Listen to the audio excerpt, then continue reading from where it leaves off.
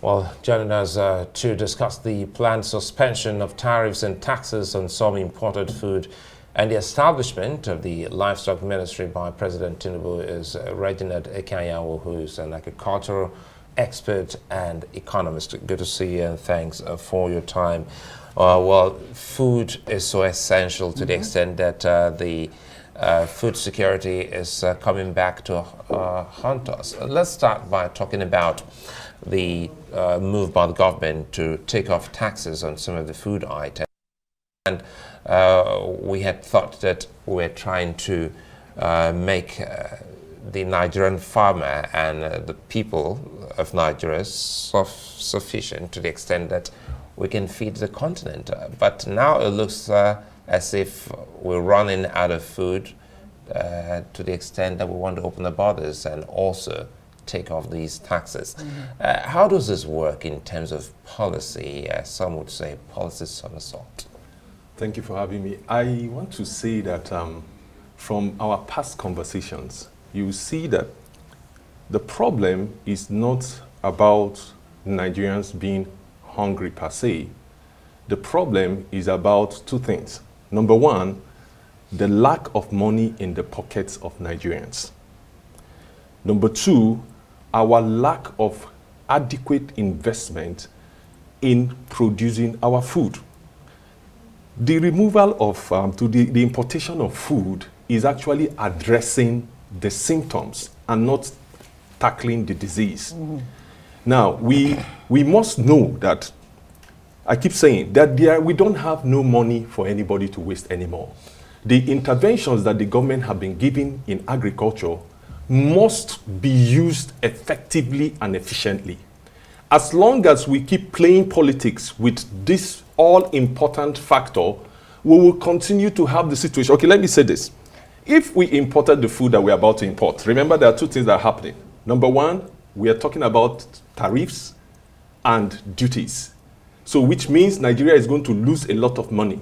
And if we are taxing our citizens that are poor, and we are now saying that the group of people that are about to steal our jobs by import. Remember that import is export of jobs. Right. Because those who have worked in those countries that we are importing from have earned wages. The people have earned wages. So Nigerians are not only losing taxes, we are not only debt-free money that we are supposed to use to do development and infrastructural revolution, we are also losing the jobs.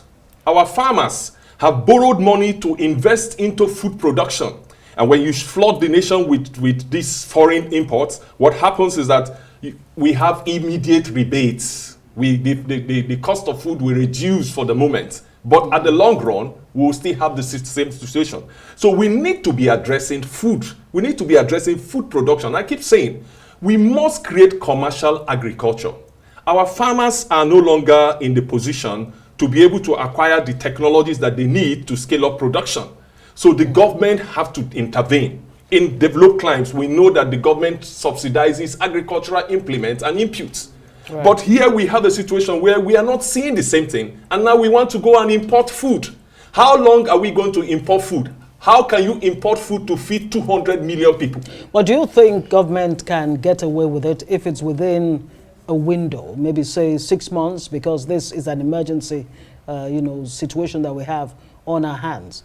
The emergency situation we created by ourselves. Right. Number two. But we have to get out of it somehow. How do we get out of it? The only way we get out of it is to do it right. It is not imports. I believe that we should be banning the importation of all foods. That is the only way. And two, Nigerians are already in it. Nigerians are resilient. Nigerians are survivors. Right. Are you getting me? So, and if you are doing the right thing, Nigerians will support you. Don't you think the setting up of this new ministry, livestock ministry, is part of government's way of, addressing this situation? Yeah, I can say this. It is not the setting up of ministries that is the problem. It is the implementation of the programs. Right. The government, all through the years, have always come up with fantastic ideas. But we play politics with everything. We do not put round pegs on round holes. We put square pegs on round holes. in the name of political settlements and all that. The elections are over. The government have come into play. Find the best minds to lead the process of development. Development is the strategic improvement of the individual lives let's of the take citizens. the politics out of it. Let's take the idea of settling, political lackey or what have you. Yes. In essence, essentially, setting up a Ministry of Livestock, do you think, how much of a game changer do you think it will be? If it's well implemented, right. If the program is well implemented, we will address the major issue, the issue of the clash between the herders and the farmers. And that is the reason why we are not having enough food. I was in Lagos to address a group of women a week plus ago, and I had a bike man that carried me because I was coming out of Lekki, and there was a flood everywhere, so I had to take a bike. So on my way out, the bike guy was from Zamfara State, and he was telling me that they can't farm. The crisis is so serious, so everybody is moving out. The youth are running out from the communities, and that is because of that situation. So if the federal government have set up a ministry that is going to address this issue, it is a very welcome idea. But we must implement it right. If we are not implementing it right, we are about to open another window that is going to take a lot of money without achieving anything. Reginald, I think I see your point, and that's the pain here, implementation and the politics in all of this. It brings us back to how you started off by letting us know some of the risk that it just might be feeding the fat cow further by saying that import these foods into Nigeria. But what do you think we're lacking at the moment? On one hand, we have insecurity. Farmers can't go to their farms.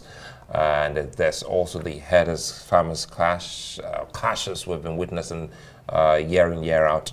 But most importantly, the policies that government over the years put in place to ensure that homegrown farmers are self-sufficient. Do you think opening the borders would sort of erode the gains that we've gotten so far?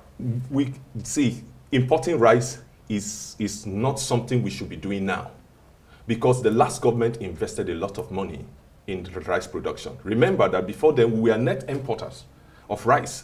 But by the end of last year, we had become the largest exporter of rice in the continent.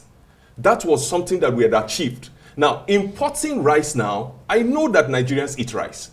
Importing rice now is not going to help what has already been put in place. And a lot of farmers have borrowed money to cultivate rice. We do not have enough processing plants to process the rice, because I did produce rice over the Christmas period. Now, I can say this. The solution that we need to be implementing right now is to take advantage of the communities where we do not have crisis. Nigeria has 774 local government areas. Out of the 770, I believe that from the statistics, from what we do not have more than 150 local governments that are experiencing insecurity. So which means we have about close to 600 local governments that we can do large-scale farming. Right. Now, we can do commercial farming. And I keep saying, the local government is the game changer. Last time I mentioned to you that we are doing the Industrial Corridor 774. That's what my company is pushing for. So let us go back to the local government areas that are free of insecurity and open up commercial farms, using those commercial farms as employment vehicles to employ the youth at the local government level. There's another angle to this whole food crisis. There's a talk about artificial hike in prices. Some people taking advantage of, the overall bad state of the economy to continue to profiteer. That's on the one hand. And I'd also like you to help us, have an immediate plan for the next livestock minister. What should he be doing for this ministry to make sense? First of all, I think that we need to look at, when we talk about the food issue and the artificial prices, it is because we do not have enough. When there is abundance of food, you cannot determine you see that the food is so abundant in the market, you either follow the market indices, or at the end of the day you will lose out. Right. So we should increase food production. The state governments, the local governments should make it an issue that we should increase food production. As for the livestock market, ministry, I can say this. Kano, for instance, should be the leading leather producer for the continent. There is much money in livestock. I lived in Accra for a while and I had cows in Accra. and it is good business. If we did the processing of milk from and very good process of meat, it is good business. It is something that the government should invest into. But like we keep saying, the headers have to be addressed adequately. There is no room for politics. We are all Nigerians. The farmers are Nigerians. The headers, a lot of them are Nigerians. There is nobody that is superior to the other. And the government must look at it with precision and be concise about solving the problem. We should stop playing politics with Nigeria and Nigerians. Right. If not so, we will keep having this problem and we are not going to go anywhere. And Nigeria is ready to burn. There is hunger in the land. Well, I hope it will not burn. Thank you very much. Reginald Ekeanyanwu, always a pleasure to have you here. Thank you. Agriculture expert and economist, no better person to be addressing these issues.